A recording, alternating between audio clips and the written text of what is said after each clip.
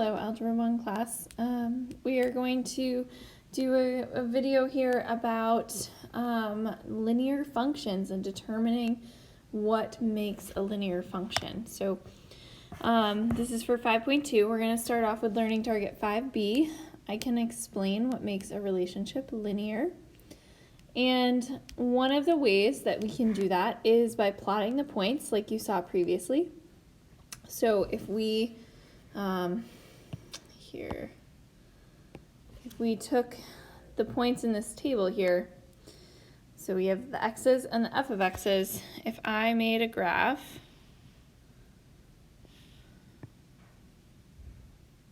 and I plotted these points, so 1, 4, oh, this is a poor graph.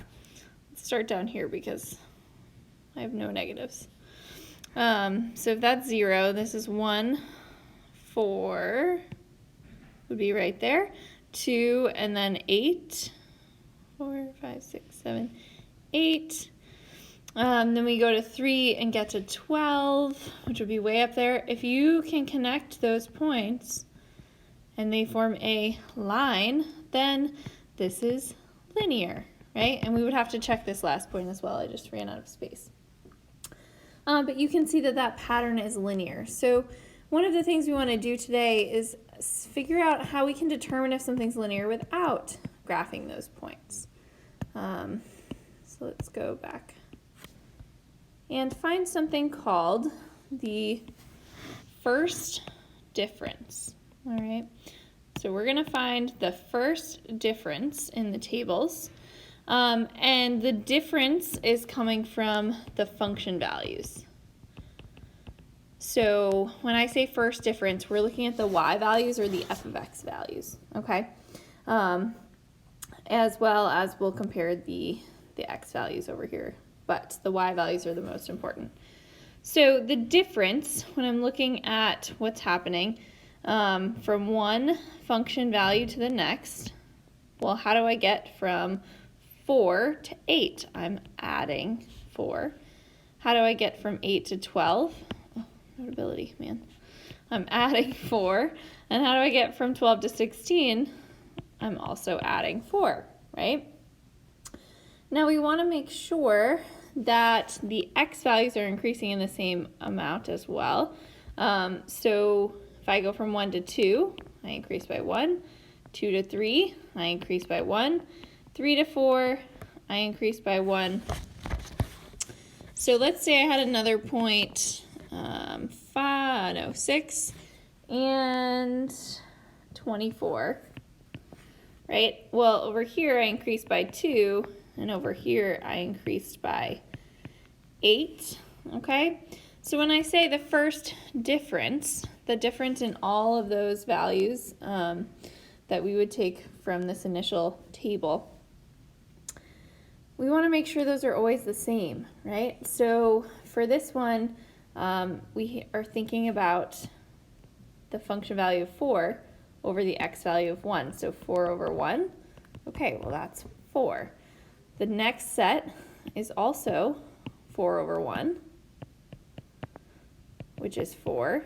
And the next set is 4 over 1, which is 4. And the last set is 8 over 2, oops, which is also 4, right? So when we compare f of x over x, it should be the same value, okay? And if it's increasing by the same rate every time, if we're going up by the same amount every time, we're increasing by 4 each time, then it's linear. So if this f of x divided by x is the same value, then your function is linear. We need the first difference to always be the same, and that makes it linear, okay? If we look at the second table that I have over here, again, I'm going to look at the difference between my x's, plus 1, plus 1, plus 1. Over here I have plus 3, and then plus 5, and then plus 7. So there is a pattern to this, right? If I do f of x over x, here I'm going to get 3 over 1, here I'm going to get 5 over 1, and here I'm going to get 7 over 1, which is 3, 5, and 7. So there is some sort of pattern. We're getting odd numbers, right? But we're not getting the same value each time. So this one is nonlinear. Actually, this one would be a quadratic function, and I know that because the second difference, if I found the difference between the difference, those are all the same, right? Plus 2 plus 2. So this one's actually quadratic, and we're not going to focus on how to determine which other specific functions they are. We just want to know if they're linear or nonlinear, okay? So if it's the same value every time, then it's linear. If it's a different value,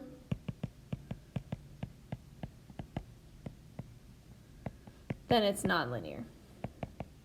And only one of the values has to be different. So if you had 3, 3, 3, and the last one was 7, it still would be nonlinear, okay?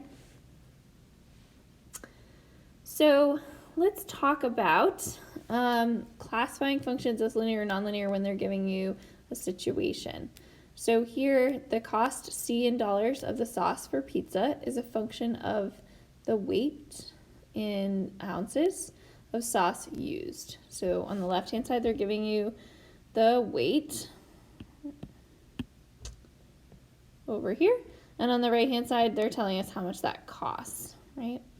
So it says we can graph the function and determine if it's linear or nonlinear. So that's something we worked on last class, and you could totally do that. Or we could check out the first difference, right? So let's take a look at that chart from 2 to 4. It's going to be an increase of 2. From 80 cents to $1.60, it's an increase of 80 cents, right? From 4 to 6 ounces, we increased by 2 ounces. From $1.60 to $2.40, we increased by 80 cents, okay? So if you continue checking those, I want you to pause and try this on your own. See if you can figure out whether or not this represents a linear situation. And then restart the video and we'll finish describing, okay?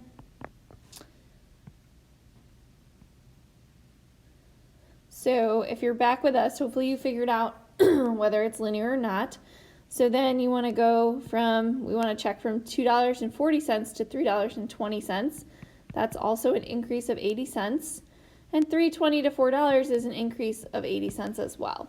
So if I look at all these first differences, it's 80 cents over 2 ounces, or that would be 40 cents per ounce. Remember we looked at unit rates before, so that would be 40 cents per 1 ounce. And if that's consistent every time, then it's linear because it's increasing by the same amount every time, right? And that sort of increase there, that's called the slope, okay? Something you might remember from middle school. So now that we figured that out, let's see if we can actually create the rule or the equation for these types of things. So this is your other learning target, 5A. I can represent the relationships between the two variables as linear functions. So first, let's check and make sure it's linear. Let's find the first difference, okay? And this is the same problem that we did up above. So I'm just going to quickly put this back in. We went up by 1s on the x. We went up by 4 in the function values and the y values. So the first difference was 4 over 1, okay? And we saw when we graphed those points there before that every time we went over 1 space in the x direction, we went up 4 more spaces in the y direction, right? So an increase of 4 on the y's, and there's an increase of 1 in the x's each time, okay? So we want to think about when we create this rule, how do we get from the x value to the function value, all right? So from 1 to 4, from 2 to 8, from 3 to 12, how do I turn the number 1 into 4? How do I use that same process to turn the number 2 into 8? how do I use the same process to turn the number 3 into 12? So I want you to think about that for a second. How can we get from 1 to 4? So how can we change 1 into 4 mathematically? Change 2 into 8 mathematically. 3 into 12 mathematically. Or 4 into 16 mathematically, right? So think about what that might be. So hopefully you're seeing the pattern here. To get from 1 to 4 or 2 to 8, what we're doing is multiplying by 4. All right, and that's not a coincidence because our first difference is 4 over 1. This is also known as our slope here. We should always be multiplying by that first difference if it's linear to get from one value to the next, okay? We might also have to add or subtract some numbers, but we should always try and multiply by that number that is the first difference. That's going to be a part of the function rule, okay? The other thing I want to think about in this pattern is what would happen if x is equal to 0. So if I took these numbers here, oops, can I not? Oh, okay. Just kidding. If I want to find out the 0th term. Well, right now I have the first term, the second term, the third term, and the fourth term, and we know they're increasing by 4 each time. So if I want to go backwards and find when x is 0, what is f of x, you have to reverse that pattern, right? So instead of me adding 4 to the y values each time, I want to do the opposite if I'm going backwards, and I want to, subtract 4 from the previous function value. So 4 minus 4 would give me 0, right? So 0, 0 would be another point on this function. So when x is equal to 0, f of x is equal to 0. And then if we want to create a rule for this function, if we want to be able to find, let's say, when x is 100, what is the function value? Let's create a function rule as an equation, right? So we said that to get from each x value to the function value, we have to multiply by the slope or the first difference, all right? So we're multiplying by the first difference. So we're going to take the input, or the x, and multiply it by the first difference. So I'm going to show that as 4x, or you could put parentheses around the x if you want to. And then we're also going to add onto that whatever value we had when x was equal to 0. So think of 0 as your starting value, or your starting point, okay? So when x is equal to 0, whatever the function value is what I want to add on to the end of my equation. And our function value was, I should write that as f of 0. Our function value was 0 in this case, right? So what we're really doing, we need those two pieces to write our function rule, okay? We need the first difference, which is like our slope, and we need the function value at 0, and we might have to go backwards in our pattern to find that, but that gives us the what value we have to add on. It's also known as the y-intercept, which we'll talk about in more detail in the next couple classes, okay? Now, if it's plus 0, we don't technically have to write that, but you could just to, be formal. Oftentimes it's going to be a different number than 0, so we might need that there. And always think about your function rule as a description if it's hard, right? If we said for every x value, we are going to multiply by 4 and add 0 to get the y value or the function value, okay?